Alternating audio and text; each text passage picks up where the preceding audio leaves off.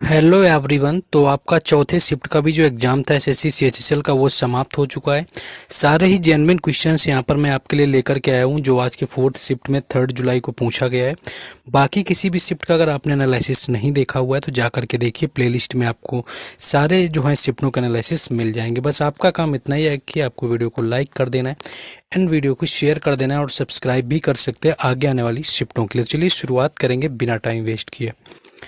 पहला क्वेश्चन था 2011 की जनगणना के अनुसार सबसे अधिक शहरीकरण किस राज्य का है। तो देखिए तमिलनाडु इसका राइट आंसर था। तमिलनाडु जो है वो सबसे अधिक शहरीकृत राज्य है, जिसमें कि ग्रामीण की बात करें तो रूरल एरिया सबसे कम आता है, यानी कि सबसे ग्रामीण कम क्षेत्र वाला पूछेंगे तो तमिलनाडु, यानी कि सबसे अधिक शहरीकरण तमिलनाडु का है। दूसरे नंबर पर केरल आता है और तीसरे नंबर पर महाराष्ट्र आता है। ये तीन राज्य हैं जो कि आपके घटते हुए क्रम में सबसे अधिक शहरीकृत हैं। वहीं सबसे कम शहरीकृत की बात करें, यानी कि सबसे ज़्यादा ग्रामीण की बात करें, तो पहला स्थान हिमाचल प्रदेश का आता है और दूसरा बिहार का। तो यही पूछा गया था एक दिन आपसे कि सबसे कम जो आपका रूरल का पूछा गया था, जो कि यहाँ पर आपका हिमाचल प्रदेश और बिहार राइट आंसर में दिया हुआ था। तो ये आपका तमिलनाडु इस क्वेश्चन का राइट आंसर था। नेक्स्ट आगे देखेंगे।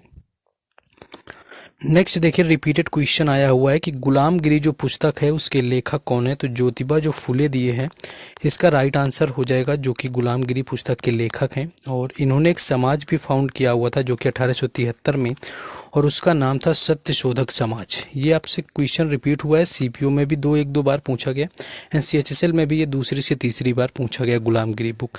तो ये काफ़ी पूछा जा रहा है आपका, ये समाज भी याद रखेंगे जो कि आपसे पूछा जा सकता है।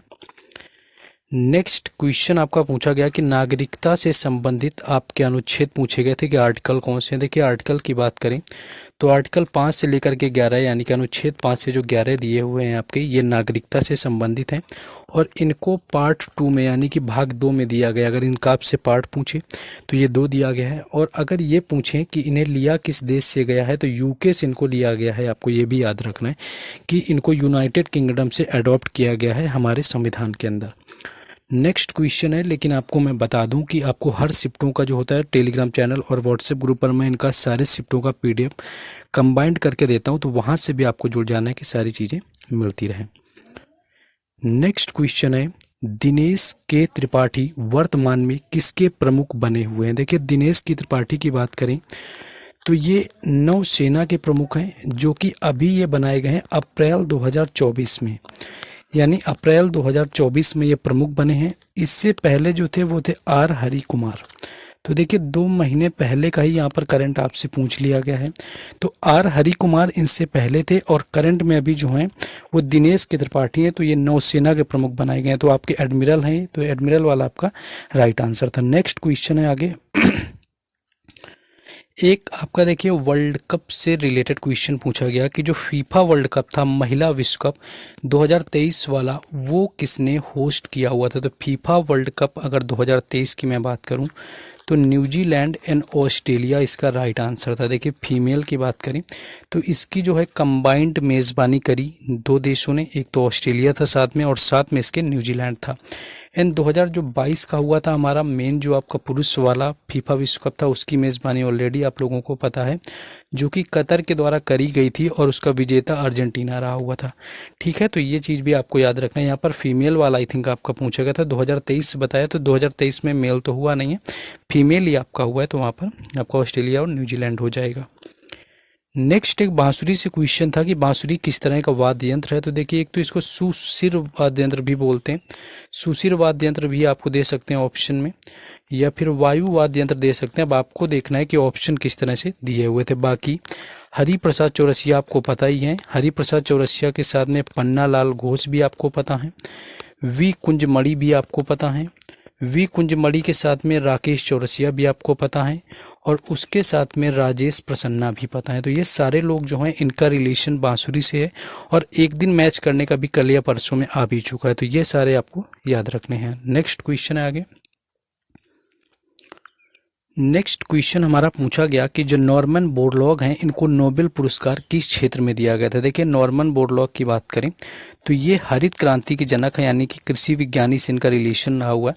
जो ग्रीन रेवोल्यूशन था उससे इनका रिलेशन था, और ये ऑल ओवर यानी कि वर्ल्ड में जो है ग्रीन रेवोल्यूशन के जो फादर थे वो थे नॉर्मन बोरलॉग। एंड इनकी जो कंट्री थी वो कंट्री थी मेक्सिको, ये भी याद रखना है। एंड इंडिया में जो हुए वो एम एस स्वामीनाथन हुए। अब आपका क्वेश्चन ये पूछा गया है कि इनको किस क्षेत्र में मिला। तो देखिए, अगर कृषि का क्षेत्र दिया होगा तो आपको तो ज्ञात होना चाहिए कि नोबेल पुरस्कार इस क्षेत्र में मिलता ही नहीं, इनको शांति का नोबेल पुरस्कार दिया गया, ये याद रखना है। शांति का नोबेल पुरस्कार जो है इनको दिया गया था। और ये अगर ईयर आपसे पूछे तो ये 1970 में दिया गया था, यानी कि नोबेल का जो है शांति पुरस्कार और 1970 में नॉर्मन बोरलॉग को दिया गया, जो कि पूरे विश्व में आपके हरित क्रांति के जनक हैं, मेक्सिको देश के निवासी हैं।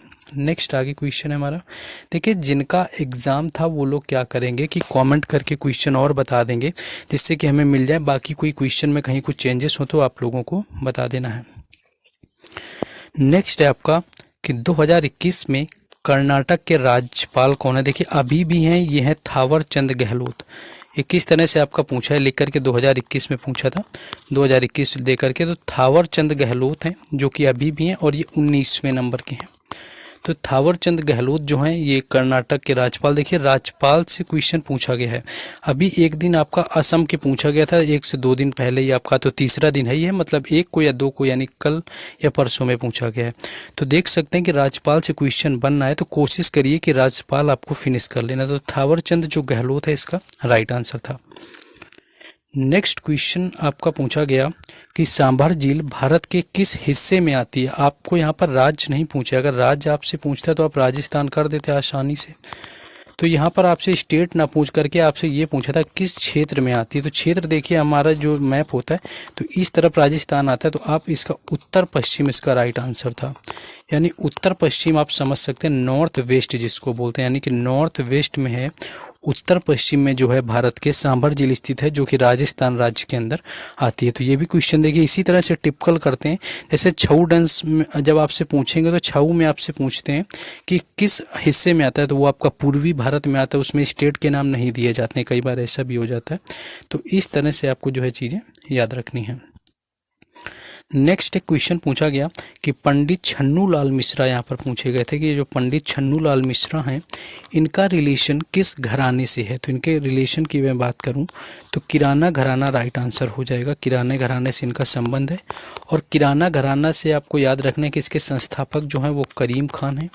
और क्या याद रखेंगे, पंडित जो भीमसेन जोशी हैं, पंडित भीमसेन जोशी का भी रिलेशन किराना घराना से है। गंगूबाई हंगल की मैं बात करूं तो गंगूबाई जो हंगल हैं इनका भी जो रिलेशन है गंगूबाई हंगल का, वो भी किससे है आपका, वो भी किराना घराना से। और किराना घराना आता कहाँ पर है, तो ये मुजफ्फरनगर यूपी में आता है, उत्तर प्रदेश के मुजफ्फरनगर जिले में आपका आता है किराना घराना।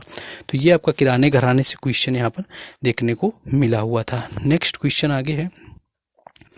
देखिए, एक क्वेश्चन आपका चांग पूछा गया था। देखिए, चांग जो डांस है वो किस स्टेट से आपका रिलेटेड है, आपका यही पूछा गया। देखिए, चांग आपको दिया हो या मान लीजिए आपको चांगाई दिया हो, क्योंकि चांग जो होती है ये एक आपकी जनजाति होती है और ये जो डांस करती है वही आपका डांस चंगाई या चांग डांस कहलाता है और ये पाई जाती है नागालैंड में। तो नागालैंड इसका राइट आंसर था और नागालैंड इसका था आपका चांग डांस जो पूछा गया था। नागालैंड का आपको हॉर्नबिल आपको बिल्कुल याद रखना है, काफ़ी इंपॉर्टेंट है, जो कि 1 से लेकर के 10 दिसंबर तक मनाया जाता है। तो इसके दिन ही पूछ लेते हैं कि कितने दिनों तक जो होता है हॉर्नबिल मनाया जाता है या फिर किस महीने में मनाया जाता है। और हॉर्नबिल जो होता है वो एक पक्षी होता है, उसके नाम पर जो होता है मनाया जाता है। तो हॉर्नबिल याद रखना है। एओ जनजाति आपसे पूछे, सेक्रेनेई फेस्टिवल पूछ ले आपका, तो ये नागालैंड के कुछ फेस्टिवल है, इनको याद रखना है। नेक्स्ट क्वेश्चन है कि भारत की पहली महिला जिसने ओलंपिक में कुश्ती के अंदर पदक जीता हुआ था, तो साक्षी मलिक इसका राइट आंसर हो जाएगा। साक्षी मलिक पहली महिला थी कुश्ती के अंदर यानी कि रेसलिंग में जिन्होंने ओलंपिक के अंदर मेडल जीता हुआ था। वहीं वेट लिफ्टिंग की बात करें तो वेट लिफ्टिंग में सबसे पहले कर्णम मल्लेश्वरी ने जीता हुआ था, ये भी याद रखना है।